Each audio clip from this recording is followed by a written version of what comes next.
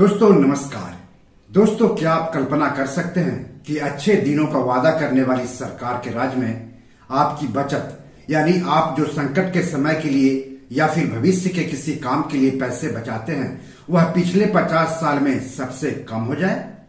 शायद ज्यादातर लोग जवाब में कह सकते हैं नहीं। लेकिन देश के केंद्रीय बैंक भारतीय रिजर्व बैंक यानी आरबीआई की एक रिपोर्ट ने सरकार के अच्छे दिनों के वादा की पोल खोलकर रख दी है।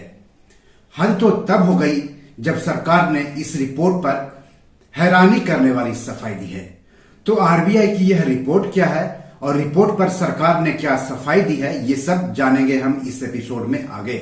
लेकिन अगर आप चैनल के लिए नए हैं तो सब्सक्राइब कर लीजिए, वीडियो को ज्यादा से ज्यादा शेयर कीजिए ताकि ज्यादा से ज्यादा लोगों तक जानकारी पहुंचे। तो चलिए आगे बढ़ते हैं। तो रिजर्व बैंक की रिपोर्ट के मुताबिक वित्त वर्ष 2022-2023 के दौरान नेट हाउसहोल्ड सेविंग्स यानी शुद्ध घरेलू बचत गिरकर 5.1% रह गई है। जीडीपी के हिसाब से देखें तो इस साल भारत की शुद्ध बचत गिरकर 13.77 लाख करोड़ रुपए रह गई है। यह पिछले 50 साल का न्यूनतम स्तर है। इससे एक साल पहले ही यह 7.2% थी। इससे ये अनुमान लगाया जा रहा है कि लोगों की आमदनी में भारी कमी आई है। साथ ही कोरोना काल के बाद लोगों के कंजम्पशन यानी सामानों की खरीद में बढ़ोतरी हुई है, जिससे लोग बचाने के बजाय खर्च ज्यादा करने लगे हैं। इसको ऐसे समझिए कि मान लिया कि कुछ समय पहले आपकी जो बचत थी 100 रुपए में वो 7.2 रुपये थी, लेकिन अब यही बचत 100 रुपये में 5.1 रुपया रह गई है। दोस्तों आप जिस बी और मनी मैनेजर चैनल को देख रहे हैं उसने भी एक सर्वे कराया था कुछ दिन पहले ही कि आपकी बचत बढ़ी है या घटी है। तो 87% लोगों ने अपनी बचत घटने की जानकारी दी है, जबकि केवल 13% लोगों का कहना है कि उनकी बचत नहीं घटी है। आप स्क्रीन पर सर्वे का नतीजा देख सकते हैं। अगर आप भी बचत नहीं करने को लेकर परेशान हैं तो इस चैनल को लगातार देखते रहिए। आगे के एपिसोड में महंगाई में पैसे बचाने के मूल मंत्र पर वीडियो अपलोड करूंगा। रिजर्व बैंक की उसी रिपोर्ट से एक और चिंताजनक संकेत मिल रहे हैं। रिपोर्ट में कहा गया है कि लोगों की फाइनेंशियल लायबिलिटीज यानी वित्तीय देनदारी मतलब लोन तेजी से बढ़ी है। साल 2022-2023 में यह तेजी से बढ़ते हुए जीडीपी के 5.8% तक पहुंच गई है, जबकि एक साल पहले यह महज 3.8% ही थी। इसका मतलब है कि लोग कंजम्पशन पर्पस के लिए ज्यादा लोन लेने लगे हैं, चाहे वे घरेलू सामान खरीद रहे हैं या जमीन, मकान, दुकान आदि खरीद रहे हैं। आजादी के बाद यह दूसरा मौका है जबकि लोगों की फाइनेंशियल लायबिलिटीज इतनी तेजी से बढ़ी है। इससे पहले साल 2006-2007 में यह दर 6.7% थी। आरबीआई के मुताबिक साल 2020-2021 के मुकाबले 2022-2023 के दौरान नेट हाउसहोल्ड एसेट में भारी गिरावट आई है।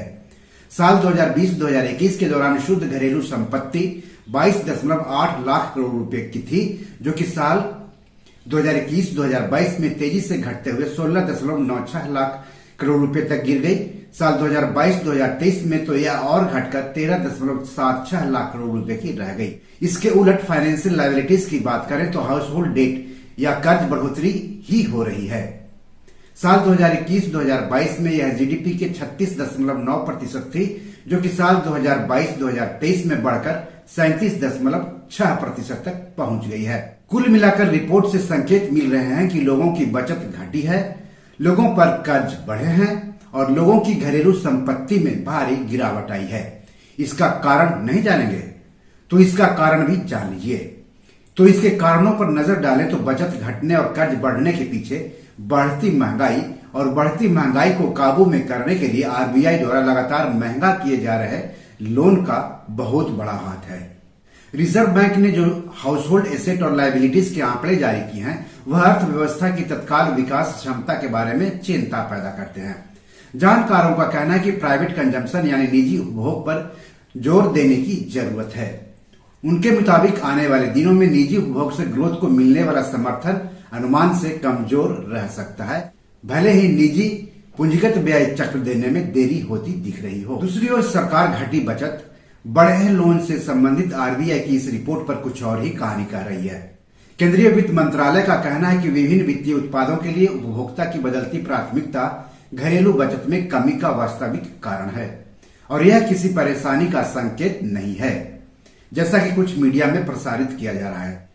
आप अपने स्क्रीन पर फाइनेंस मिनिस्ट्री का वो ट्वीट भी देख सकते हैं जिसमें आरबीआई की इस रिपोर्ट को लेकर के सफाई दी गई है।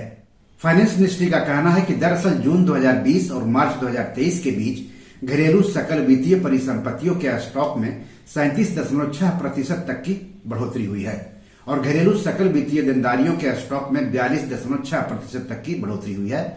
इसलिए इन दोनों के बीच कोई बड़ा अंतर नहीं है। भारतीय परिवारों ने वित्त वर्ष 2021 में 22.8 लाख करोड़ रुपए, वर्ष 2022 में लगभग 17 लाख करोड़ रुपए और वर्ष 2023 में 13.8 लाख करोड़ रुपए की शुद्ध वित्तीय परिसंपत्तियां जोड़ी। ये वित्त मंत्रालय का कहना है। इसलिए उन्होंने पिछले वर्ष और उससे पहले वर्ष की तुलना में अपने पोर्टफोलियो में कम वित्तीय संपत्तियां जोड़ी, लेकिन यह ध्यान रखना महत्वपूर्ण है कि उनकी कुल शुद्ध वित्तीय संपत्ति अभी भी बढ़ रही है। यानी आम लोग घटती बचत, बढ़ते लोन से परेशान हो रहे हैं, जबकि सरकार आंकड़ों के जरिए यह समझाने की कोशिश कर रही है कि आम लोगों की शुद्ध वित्तीय संपत्ति बढ़ रही है, जो कि कहीं से भी परेशानी की बात नहीं है। ऐसा मोदी सरकार का कहना है, केंद्रीय वित्त मंत्रालय का कहना है। वित्त मंत्रालय का कहना है कि भारतीयों ने पिछले वर्षों की तुलना में कम मात्रा में वित्तीय परिसंपत्तियों की बचत की, क्योंकि उन्होंने अब मकान जैसे रियल एस्टेट को खरीदने के लिए लोन लेना शुरू कर दिया है। पर्सनल लोन पर आरबीआई डेटा हमें इसके साक्ष्य प्रदान करता है। बैंकों द्वारा दिए गए पर्सनल लोन में रियल एस्टेट लोन और कार लोन प्रमुख हैं। ये दोनों लोन बैंकिंग क्षेत्र के कुल रिटेल लोन का 62% हिस्सा है। इसके अलावा पर्सनल लोन में अन्य पर्सनल लोन और क्रेडिट कार्ड लोन भी शामिल हैं। ये वित्त मंत्रालय की सफाई है। आंकड़ों को देखें तो पता चलता है कि मई 2021 से होम लोन में लगातार 2 अंकों की वृद्धि हुई है। इसलिए रियल एस्टेट खरीदने के लिए फाइनेंशियल लायबिलिटीज का सृजन किया गया है।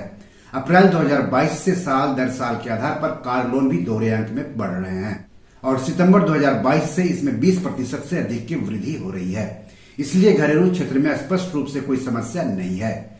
लोग मकान और कार को खरीद रहे हैं लोन लेकर और बदले में उसी को बंधक रख रहे हैं, यानी गिरवी रख रहे हैं। ऐसा मोदी सरकार का कहना है, क्योंकि देश में अमृत काल चल रहा है।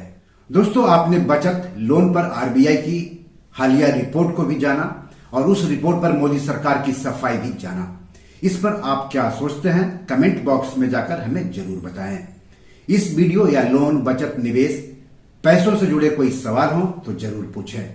बी और मनी मैनेजर में आज इतना ही। धन्यवाद, नमस्कार।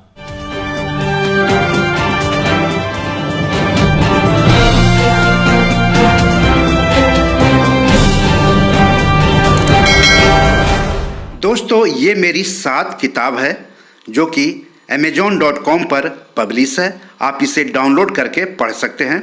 इन किताबों के लिंक्स इस वीडियो के डिस्क्रिप्शन में दिए हुए हैं। इन 7 किताबों में से 5 किताब मनी मैनेजमेंट पर है, यानी पैसा निवेश करके अधिक पैसा कैसे कमाएं पर आधारित है।